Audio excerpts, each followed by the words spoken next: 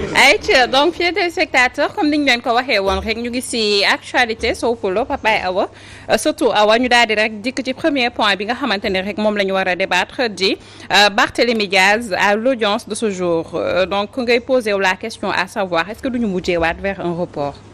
Oui c'est vrai que ñu ngi ciy wax xam nga au mois de décembre dañu convoqué woon Barthélémy Diaz donc parce que dafa demandé woon appel ci décision tribunal bi nga xam ne daf ko kii yoon dañ ko kii yoon dañ ko tegoon ay ndodd ci kawam dañ ko tegoon ay daan laaj ko xaalis je crois que c'était je pense que c'était 50 000 ou 25 ou je sais plus entre 30 ak 50 millions lañ ko laajoon ak 2 ans de prison dont 6 mois ferme donc moom mu defoon appel ci loolu mais appel bi surtout dafa jublu woon ci le fait que ni parce que 6 mois yi tëddoon na ko ba pare tëddoon na ko parce que mandat de dépôt bi rek defoon na juróom benn weer donc avant muy génn ci kaso bi donc 6 mois yi tëddoon na ko mais 2 ans lañ ko def dont 6 mois ferme après laaj ko xaalis soit c'était 30 millions pendant que je réfléchis je ne suis pas encore sûr mais c'était entre 30 ak 50 millions lañ ko laajoon parce que maa ngi fàttaliku bi Barthélémy Dias génnee ci procès bi taxaw ne moom mënul fay loolu fan la ko mën a jëlee ak yu demee noonu donc mënu ko fay quoi comprendre nga loolu xam nañ ni moom un Sénégalais lambda qui se débrouille qui travaille pour son pays amul xaalis boobu mu war a mën a jox ki nga xam ne moom mooy waa kër Ndiaga Diouf bi nga xam ne dañ ko reyoon ci procès bi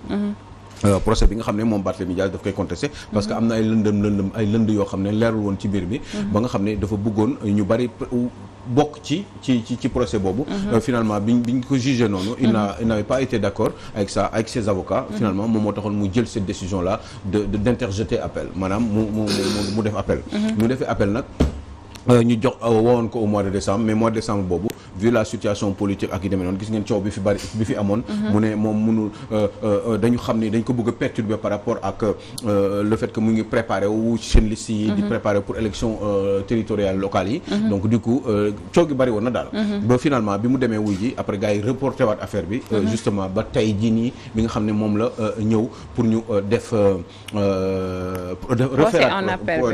procès en appel maanaam ñu liggéey comment dire ñu xoolaat dossier bi jugé waat ko une nouvelle fois par un tribunal autrement composé mais pour loolu il fallait que à la chambre normalement chambre correctionnelle troisième cabinet donc du coup mbir mi ni mu mujjee mooy tey jii nii ñu bari ñu ngi naan est-ce que dina am wala du am. waaw on a vu même son avocat maître Khoureyssi Ba di si wax mu ngi naan que mu yéex mu yàgg dina am. waaw mais moom il pense que dañ ko nar a reporter. mais il pense que dañ ko nar a reporter surtout parce que ki nga xam ne moom fa nekkoon juge chambre correctionnelle troisième cabinet ce monsieur qui s'appelle donc Bara Gueye moom ci diggante bi dañ ko affecté yóbbu ko Cour suprême. donc affectation boobu ñu ko def nag faisant ça fait que ni effectivement loolu bokk na ci li nga xam ne. tax na ni xëy na nee nañu peut-être procès bi dañ ko kii parce que kii ko remplacé xaw ma nu mu tudd mais certainement dafa war a jël encore temps pour xoolaat dossier bi moom tamit xool li ci xew ba pare surtout que gars yi waa défense bi la défense de comment dire de Barthélémy avocat mi dañu am ay avocats yu bees ba pare am ay dossiers yu bees yoo xam ne dañ ko war a yokkaat ci dossier bi en général donc ça fait que effectivement donc ça fait en fait daal je crois que ni dañu war a jël temps ñoom encore xalaat nañu dañu war a jël temps pour réfléchir sur ban nan la ñu war a mën a réorganiser bu fekkee dafa am ay éléments yoo xam ne dañu ko war a rapporter waat encore en plus ci dossier bi ñoom ñu wax ko donc c'est un peu compliqué ça fait que beaucoup de personnes beaucoup de Sénégalais se posent la question à savoir est-ce que procès bi dina mën a am tey d'abord parce que ngeen nee naa leen Bara Gueye bi nga xam ne moom mooy yoroon juge Bara Gueye bi nga xam ne moom mooy yoroon dossier bi kooku dañ ko affecté Cour suprême ki ko remplacé nag doit prendre le temps pour xoolaat s'imprégner dans le dossier xool li ci càmbar ko avant muy ci mën a wax tey wax boo xam ne dina mën a leer ba pare aussi c'est les avocats nombre encore de Barthélémy Dias ñoom tamit dañu war a liggéey ci mbir mi parce que ñoom tamit dafa am ay non seulement dañu am ay éléments yu bees yoo xam ne dañ ko bëgg a rapporter ci dossier bi ça fait que effectivement ñaari côté yëpp kenn parewu ci donc ça fait que on se demande ndax dinañ ko reporter mais je crois que ça va être fait parce que mënuñu ci liggéey tey ndax ñaari parti yëpp kenn parewu ci en tout cas ndax dina am wala du am on se pose la même question foofu nga xamante ne moo di ca Guédiawaye ndax gis nañ élection du bureau municipal bi nga xamante ne moo fa amoon jamono yu ñu wees finalement ñu daal di koy puusaat tey nag mu mel ni convoqué waat nañ leen ngir taxawal li nga xamante ne moo di bureau bi c'est vrai maa ngi dégg xaw ma nu mu tuddati le monsieur là qui habite à Guédiawaye. mooy ki nekkoon xaw ma lan mooy ki doon temps yi di négocier di waxtaan ak parti yëpp pour ñu réorganiser. xaw ma lan Babacar Mbaye Garaaf. je crois que loolu la tudd moom mi ngi nekkoon di négocier ba fan yëpp même la semaine en début de semaine ak la semaine dernière mi ngi nekkoon di négocier ak parti yi mooy côté Yewwi Askan Wi ak Benno Bokk Yaakaar pour essayer de comprendre jëm leen dajale pour que ñu wut benn solution boo xam ne dinañu mën a Ahmed Aïdara qui est nouvellement élu comme maire de Guédiawaye dina mën a organiser mairie bi ba pare dérouler liggéey bi nga xam ne moom la xalaat pour la mairie en concomitance ak en corrélation surtout ak ñi nga xam ne ñoom ñooy les conseillers nag bu ñu ne les conseillers mooy tous les conseillers te comme c'est tous les conseillers te conseillers Yewwi Askan Wi 39 la ñu conseillers donc Benno Bokk Yaakaar 37 la ñu ñeneen petit parti de l'opposition ñoom 9 conseillers la ñu muy Wallu Yewwi Askan Wi et puis ak beneen petit parti boo xam ne je crois que am na benn conseiller aussi ou benn mouvement donc ñooñu ñëpp faisant ça fait que ni waa Gëm Sa Bopp aussi ci la bokk ak Wallu ak beneen petit parti boo xam ne foog naa ni benn conseiller la am mais en tout cas ñoom ñett ñëpp boo leen boolee 9 conseillers la ñu quoi plus les 37 de Benno Bokk Yaakaar et les 39 de Yewwi Askan Wi donc léegi problème moom mooy nan la ñuy def est-ce que parce que Babacar Mbaye Garab dafa leen proposé woon loo xam ne am na ñoo xam ne newoon nañu xel la moom mooy comme 14 conseillers la ñu jéem a seet nu ñuy def jox 6 conseillers adjoints surtout ci l'ensemble des conseils ñu jox 6 adjoints maire à Ahmed Aïdara ak Yewwi Askan Wi en tant que maire jëlaat yeneen 6 adjoints jox ko waa Benno Bokk Yaakaar adjoint au maire yeneen 2 yi ñu séddale ko entre les 9 partis maanaam certainement dañ jox benn Wallu et puis beneen ñu jox ko peut-être waa Gëm Sa Bopp donc yooyu faisant ça fait que am na ñoo xam ne commencé woon nañ di xalaat ni xel la war na mën a nekk problème moom mooy est-ce que tey jii nii loolu dina mën a mais Aliou Sow démb dafa mel ni sax gis nañu waa Yewwi génn di démentir naan que dégg nañu ne Babacar Mbaye Garaaf moomu wax na ni que d'accord na ak Yewwi Askan bi ci consensus bi nga xamante ne bëggoon nañ ko teg mais en réalité ñoom amul lenn lu nga xam ne établir nañ ko jëm ci waxtaan boobu nga xam ne bëggoon na ko amal. c'est vrai mais xam nga surtout question bi ñu war a gën a poser. mooy bon c'est vrai que joxe ay conseils joxe ay adjoints au maire ku nekk jël 6 yomb na. mais rappelez que il y en a 14 des adjoints parce que ci adjoints yi dafa am premier adjoint deuxième adjoint troisième adjoint et selon position bi nga nekk deuxième adjoint wala premier wala cinquième nga mu ngi wane sa importance par rapport à certaines décisions qui pourraient être prises par rapport à la conduite justement de cette municipalité sur les 5 prochaines années donc léegi problème moom mooy buñ ko naroon séddoo dans l'hypothèse où ñu naroon ko séddoo 6 et puis yeneen 2 yi ñu séddale ko les 2 autres petits partis Gëm Sa Bopp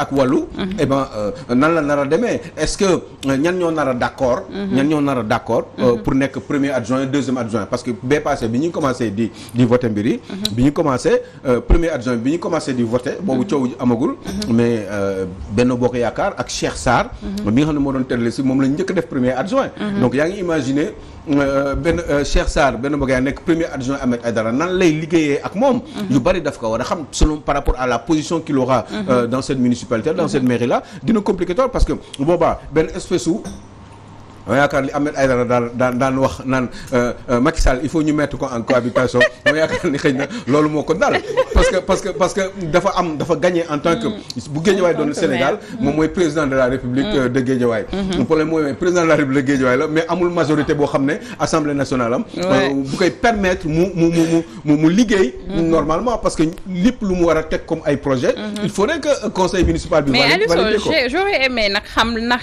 nga nekk sa premier adjoint mu nekk sa côté deuxième adjoint mu nekk sa côté loolu moo ëpp solo wala nga am le nombre de conseillers tey jii bu suffisant que beneen bi. xam nga lu tax ñaari am solo mooy boo nekkee premier adjoint au maire yu bari aussi sa position quand même di nga am ay responsabilités. plus ngay jege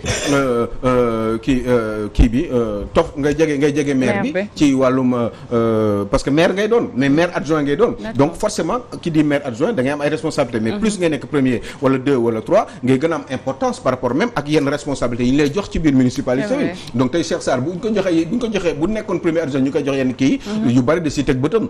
te gars yi dañuy bëgg des fois en tant que maire. comme les présidents yu bari yi ñuy def kenn du ko xool ñoom ñooy décider. ñoom ñooy wax te kenn du ko xool. léegi bu nekkee premier adjoint nan la nar a contrôler Cheikh Sarr ci kii boobu man foofu la problème nar a am. te xool leen tey dans la journée vous allez voir parce que gars yi waa Benno Bokk Yaakaar c'est sûr que duñu bàyyi premier adjoint bi. parce que Ahmed Aïdara mënul jël. premier adjoint feneen à moins que Ahmed Aïdara def lenn. mu dem ci 9 yooyu ko manqué. 9 yi nga xam ne ay petits partis lañ comme wàllu. ak kii gëm sa bopp. par exemple bu fekkee ne dafa muus dëgg-dëgg day jël premier deuxième troisième adjoint man su ma doon conseiller. ne ko léegi da nga koy jëlee ci wàllu ak ci gëm sa bopp par exemple gëm sa bopp xam nga foog naa benn xaw ma ñaar ou ñett la ñu am maximum de conseillers mais yaa ngi imaginer koo xam ne ñetti conseil rek la am nga def ko premier adjoint au maire mais kooku xam nga en terme de nombre amul doole trop noonu waaye en terme d'importance moom boo yokkee ñetti kiyam yi ci ñetti voix am ci 39 conseils il va se retrouver à 42 loolu rek majoritaire la. C'est vrai. loolu seen mais bu boobaa day beddi wàllu beddi naturellement Benno Bokk Yaakaar. boo mais du ko empêcher mu contrôler mairie bi ak 4 autres conseillers yoo xam ne kenn ki daf koy def premier adjoint. boobaa ñoom wàllu wala ñoom gëm sa bopp ñooy toj foofu. parce que am nga ñëw am 4 wala 3 voix. 3 conseillers kese nga ñëw ñu def le premier adjoint boobu day toj waaye boobu tamit day marqué day tax bu boobaa aussi nga nekk nga fidèle. loyal ci maire bi. teg teg sax ay di nga mën a teg yu bari ay dil yoo xam ne ni ñu ko wax parce que des fois booy gouverner une municipalité yu bari doo ko mën a wax des fois nga am ay initiative am ay machin xam nga des fois ñoom ñëpp dinañ wut ci terrain yi ñoom ñëpp dinañ wut ci bagage yi te yu demee noonu bu fekkee da nga am koo xam ne dafa la opposé wu farouchement doo ko bëgg a teg sa wet parce que boo ko tegee sa wet yu bari yi nga war a dérouler yi ngay nëbb wala yi nga bëggul ñu xam ko et ben bu boobaa kenn du ko xam foofu par contre bu fekkee ni waa Benno Bokk Yaakaar la mais foofu caaf day xam amatul transparence. déet mais parce que transparence bu amoon coow gi yëpp ngay gis nii. loolu laa lay wax dama ne bu dee am na transparence. waaw man même bu dee Aliou Sow sama opposant la. mais dama koy jël def ko premier adjoint pour liggéey. mais bu dee liggéey kese moo leen tax a jóg. waaw léegi d'accord mais yow léegi lan moo taxoon. bi ñuy commencé di voter boobu coow jibul. waaw. quel que soit gars yi dañ leen jënd ak jëndu leen loolu seen suñu parce que ku nekk am nga droit liberté def lu la neex. waaw léegi bi ñuy voté ba waa ji nekk premier adjoint la moo tax Ahmed Aïdara ne ñu yàq vote bi. moom laa lay wax. parce que premier adjoint boobu mu gis nii voté nañ ko te gars yi baa ngi ko te boo sàgganee deuxième adjoint bi aussi benn Bokk Yaakaar lay jógewaat. mu ne gars yi tas. bu ko arrangé mais Aliou Sow si toutefois tey jii d'accord ñu bu fekkee ni transparence am na normalement. ci liggéeyu réew mi en général sax waxuma sax Guédiawaye kese mais Ousmane Sonko war na mën a liggéey Macky Sall. normal. waaw. Khalifa Sall war na mën a liggéey Macky Sall. Karim Wade war na mën a liggéey Macky Sall. jusqu'à terme après bu élection jotee ku nekk. xool yow proposition ngaraaf boobu. proposition yow sa xalaat. proposition boobu est-ce que dina permettre bu ñu jëlee proposition boobu ñu kii ko nanga ko est-ce que dina permettre maire bi mu dérouler programme am. mais mën na nekk mais xam nga proposition bi dafa mëtul parce que moom Ngara dafa ne rek Babacar Ngueye dafa ne rek ku nekk mu am 6 conseillers. ci ñaari partis yu mag yi Yewwi ak Benno Bokk Yaakaar ku nekk am 6. yeneen 2 yi des ñu séddale ko entre wàllu ak gëm sa bopp. waaw moom loolu la wax. mais proposition boobu yeggul dans le fond. parce que finalement après kan mooy position bi moo am solo parce que. moom laa lay wax bu fekkee da nga nekk premier adjoint wala nga nekk 7e adjoint. yooyu yëpp ça se négocie. am na yoo xam ne bu ñu la nee 6 waaw d'accord 6 mais bu fekkee da nga nekk si nga nekk 12e 8e wala 9e maire adjoint 10e maire adjoint boobu amoo benn njëriñ. waaye par contre bu fekkee da nga nekk 2e adjoint wala premier adjoint boobu c'est d'une importance capitale déggoo li mu la wax bu fekkoon ni keneen la ñu votel bi ñuy commencé di voter ba coow jibagul woon bu fekkee ni waa Yewwi Askan Wi la ñu njëkk a teg comme premier adjoint 2e 3e adjoint Ahmed Aïdara du am problème kon du wax ñu yàq kii bi ñu yàq vote bi c'est parce que Cheikh Sarr la ñu jël Cheikh Sarr qui est le chef de l'opposition mais loolu lu mu tudd lu dul cohabitation en miniature. mais cohabitation boobu moom la Ahmed Aïdara doon laaj pour Macky Sall. rythme aussi est-ce que duñu mujjee délégation spéciale. ñëpp doon mais foofu nag la ñu nar a mujjee mais xam nga bu boobaa aussi dañ ne oui dañu jël suñu victoire. machin et cetera mais yaa ngi imaginer loolu mu daloon Macky Sall tey jii nii. daloon Macky Sall tey jii nii ci ay élections législatives. boobaa opposition bi lan lay wax. nañu waxante dëgg rek te yàlla tax son sénégalais lay waxal boobaa lan la ñuy wax dañu naan mais Macky Sall dafa ñu bëgg arracher on a le pouvoir à l'Assemblée nationale on lui impose une cohabitation te booba ñëpp dañuy yuuxu ci loolu mais problème moom mooy loolu tey jii nii en miniature loolu moo dal opposition bi ci benn pàcc ci réew mi ci benn gox bu tudd Guédiawaye mais ci en miniature parce que Ahmed Aïdara en ce moment est en cohabitation ou pourrait être en cohabitation normalement s'il négocie mal à moins que waa Gëm Sa Bopp ak Wallu adhérer définitivement bu boobaa il aura une majorité à peu près confortable qui va tourner autour de 9 plus 39 muy 48 conseillers ñu bàyyi benn fële mu toog jàpp ñaam ñoom ils auront leur majorité qui leur permettrait moom ak surtout Ahmed Aïdara à sa tête d'avoir même bu ko neexee les 14 conseillers mais il faut que mu am garantie ni waaw mais neuf yooyu kii dañuy ànd ak moom mais Aliou waaw waaw sama laa dégg waaw dama dégg ni waa suñu Sénégal moo ñu tax a jóg ni waa Benno Bokk Yaakaar dañu jox ay c'est extraordinaire ce pays xam lan lañ joxe ay terrain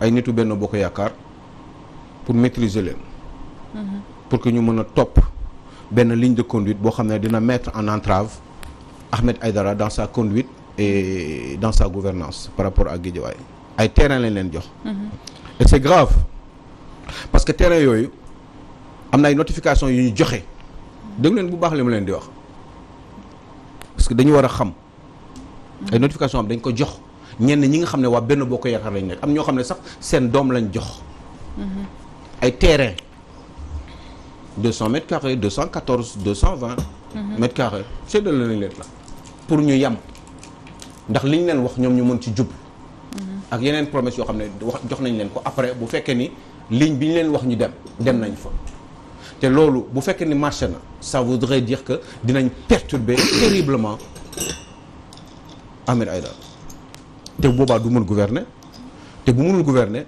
forcément yoon moo wax loolu et c'est légal délégation spéciale. waa léegi man lu ma lay. dégg ngeen baax li ma leen doon moom man dégg naa bu baax te xam naa ñi lay seetaan dégg nañ la bu baax xam nga man dans tout ça.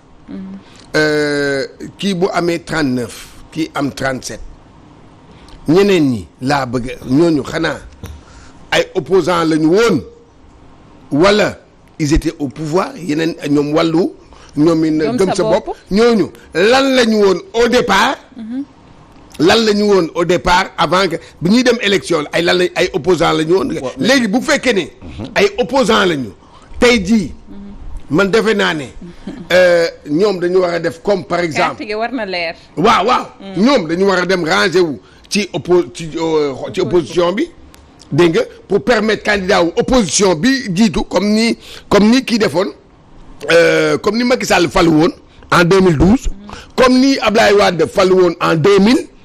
devant Abdou Diouf ñoom ñëpp dañu rangé wu ci opposant bi génn premier est-ce que loolu mënul régler problème bi kon léegi Ablaye Wade bi nga xam ne wàllu kii niñ kaa sax kii Gëm Sa Bopp bu Gëm Sa Bopp kii koy dirigé Bougane Gueye Dany mais ñoom ñaar ñoom nag ñoom ñoo war a wax mais yow da nga xam ne waaw li nga wax léegi xam nga léegi yaa ngi wax di waxu transparence munul am boo xoolee li nga wax ak li Alioune Sow wax léegi ak mbirum terrain yeeg yi ci mel yi ci am yëpp transparence munul am ci réew mi ci jamono yi. Cheikh Diane le conseiller dama leen déglu mu wax il faut être froid dans les réflexions le conseiller qui est là qui n'a jamais eu de terrain dans sa vie yàlla def na mu nekk conseiller dina am terrain boo xam ne xëy na bu góorgóorlu léegi benn 200 mètres carrés mun na ko def benn kii am fu mu dëkk dootul fayati loyer addunaam bi yëpp dafa sonn